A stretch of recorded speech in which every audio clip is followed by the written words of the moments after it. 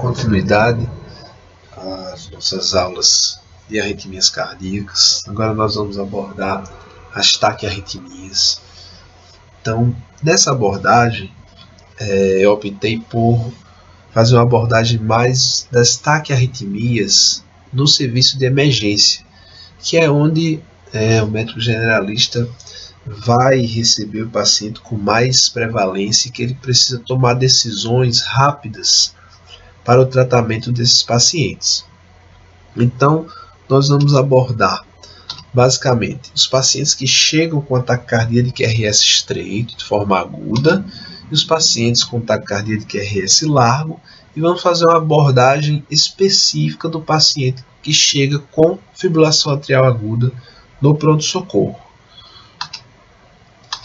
Então, primeira coisa, geralmente os pacientes que vão chegar com alguma arritmia cardíaca, já logo nos sinais vitais, esses pacientes geralmente se apresentam com a frequência cardíaca acima de 150 batimentos por minuto.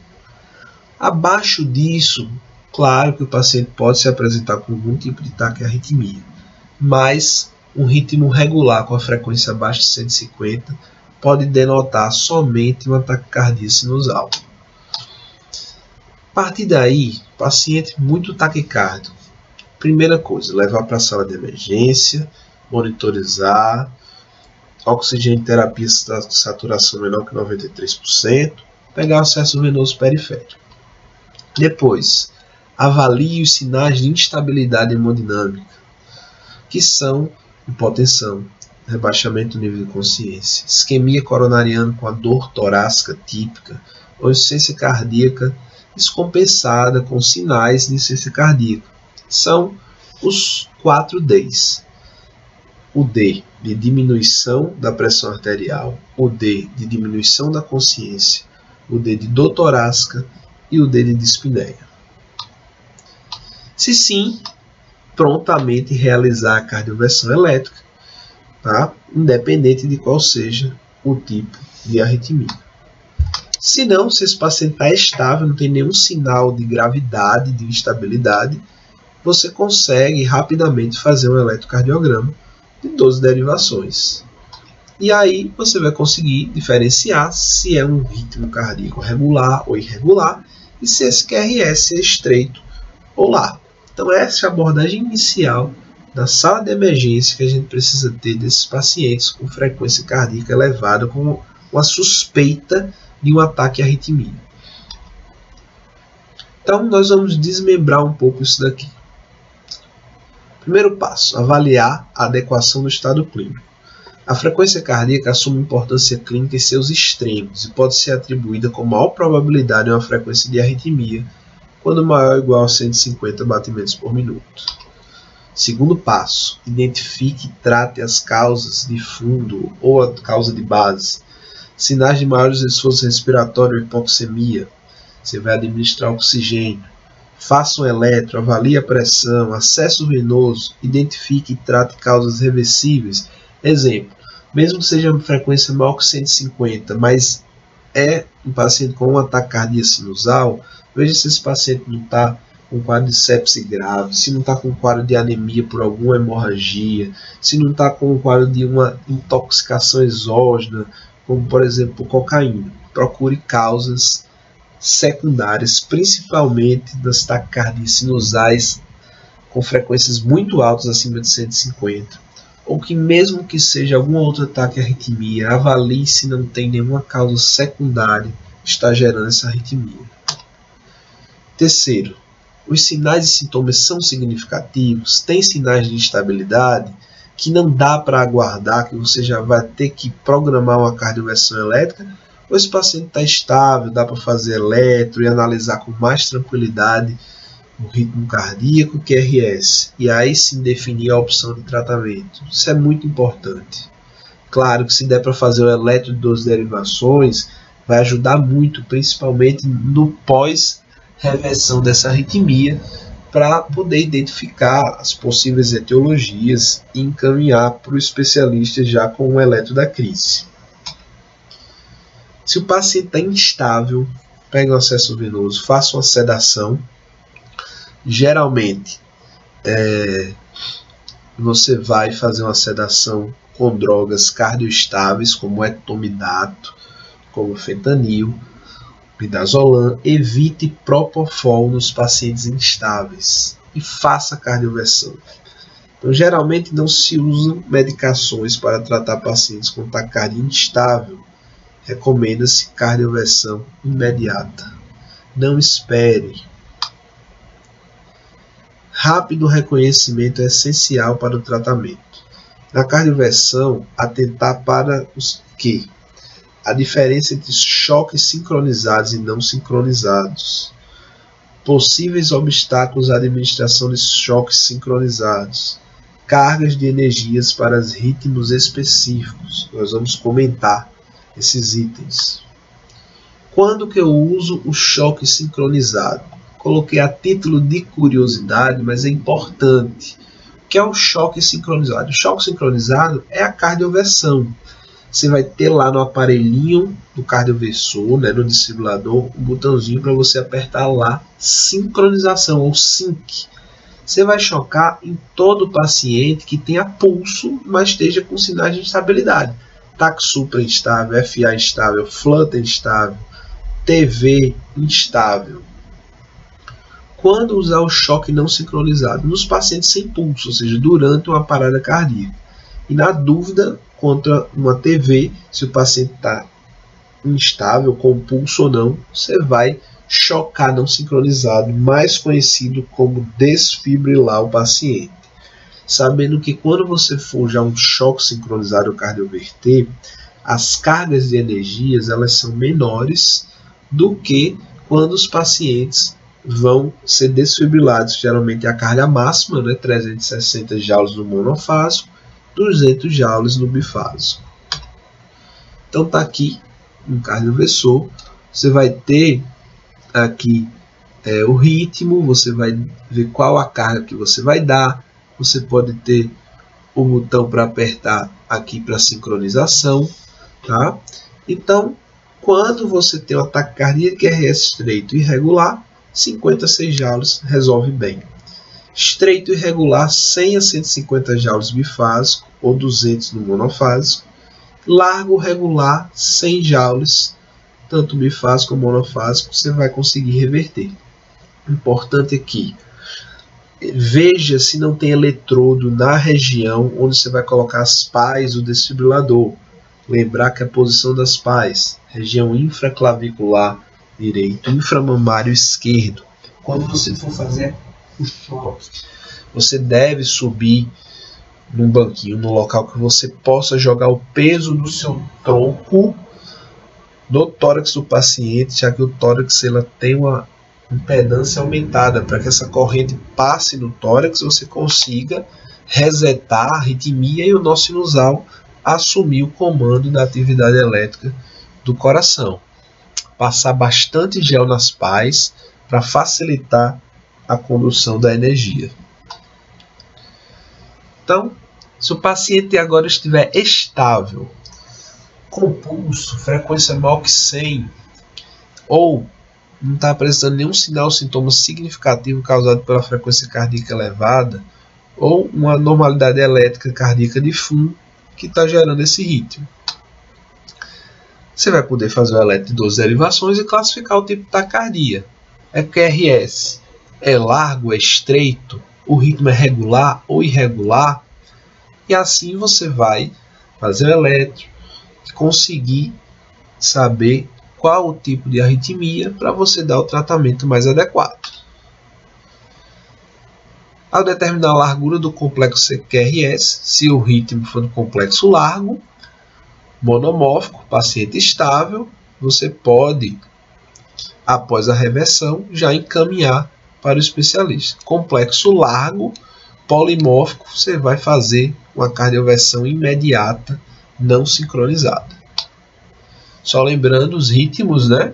O ritmo, a taquicardia regular, QRS estreito, pode ser sinusal, pode ser um ataque supra por reentrada nodal, átrio ventricular, TA, um flutter. Se irregular, uma fibrilação atrial ou um flutter ou um ataque atrial com BAV variável. QRS largo regular, pode ser uma ventricular, ou uma taquicardia, aqui não é ventricular, desculpa, é supraventricular com aberrância. Irregular, ou uma fibrilação atrial com Wolff pré-citada, ou uma TV polimórfica, ou um torsades. Só lembrando dos tipos de taquicardia de QRS estreito, né? Taque sinusal, taquicardia atrial, reentrada nodal, por Wolff, restaque de QRS largo, geralmente ventricular, né, 80-90%, supraventricular com aberrância de condução, ou ataque antidrômica, né, por uma via acessória, ou por Wolff-Parkinson-White. Novamente, nos pacientes que estão estáveis, que estão em complexo QRS largo, você vai fazer o que a gente já comentou. Se você não tem nenhuma etiologia determinada, é regular e monomórfico, você pode fazer adenosina, 6 mg, tá? Para afastar aquela porcentagem de pacientes da ataque de QRS largo, que possa ser supra com aberrância, ou fazer amiodarona 150 mg, diluído em soro, em infusão de 10 minutos. Lembrar o seguinte, quando a vez que você for fazer amiodarona intravenosa, nunca utilize uma concentração maior do que 2 mg por ml, que você pode ter uma flebite no paciente. Então, por exemplo, você vai fazer 150 mg, você pode diluir em 100 de soro, que vai dar 1,5 mg por ml. Então, dá para fazer com mais tranquilidade, tá certo? Agora você vai fazer 2 ampolas em 100 de soro, você vai já passar para 3 mg por ml, aumenta a chance de flebite. Se for irregular esse paciente com ataque de QRS largo, não utilize drogas que bloqueiam no AV, tá? Como verapamil, digoxina, o beta-bloqueador, que se for uma FA precitada, você pode piorar a situação do paciente.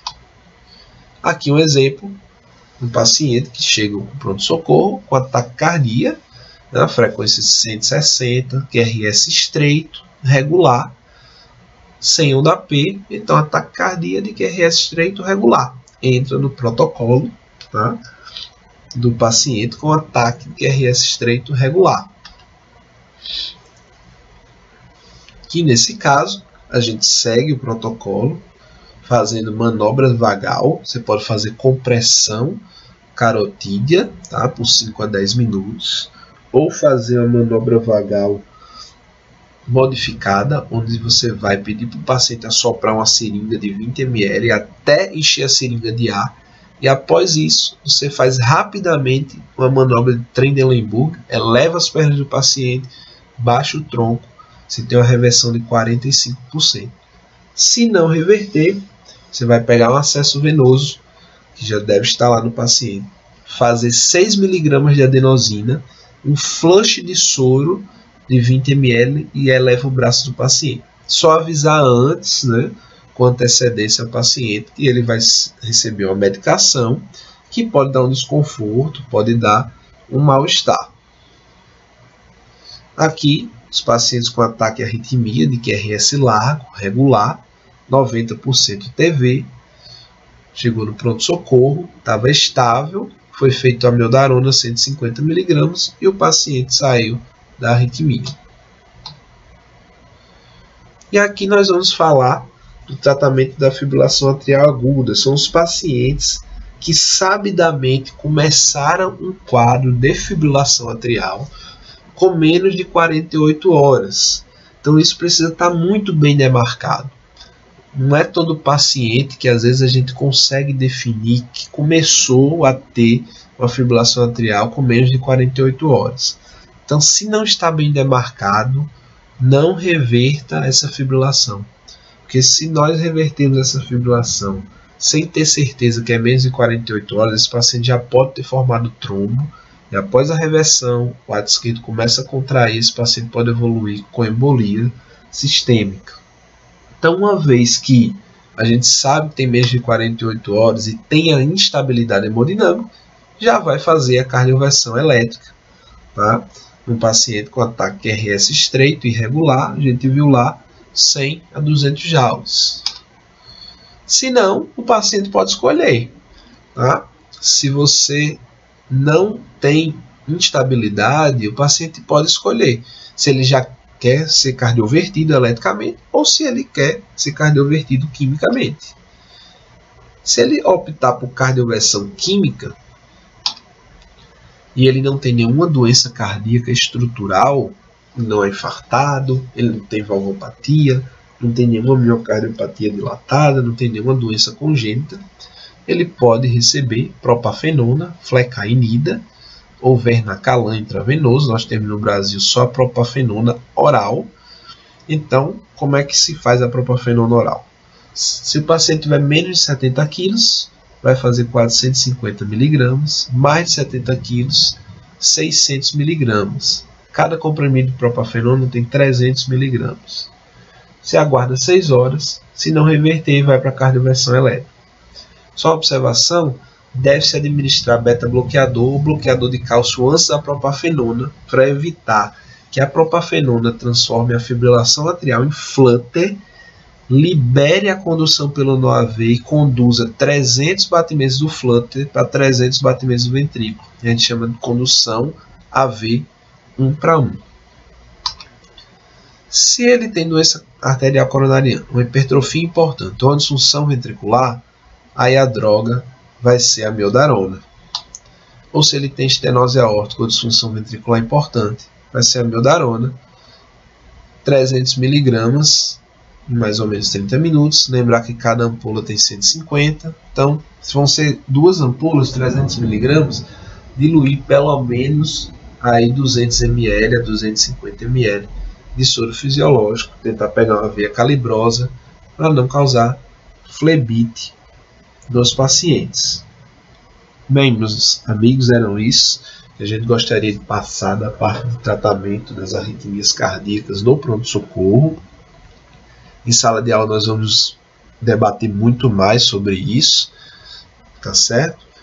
E aí nós vamos progredir agora para uma outra arritmia, que é a fibrilação atrial, que essa é uma arritmia que vocês vão encontrar não só no pronto-socorro, mas também uma arritmia do dia a dia do médico generalista, tanto no PS como também ambulatorial. Ok? Um abraço e até a próxima.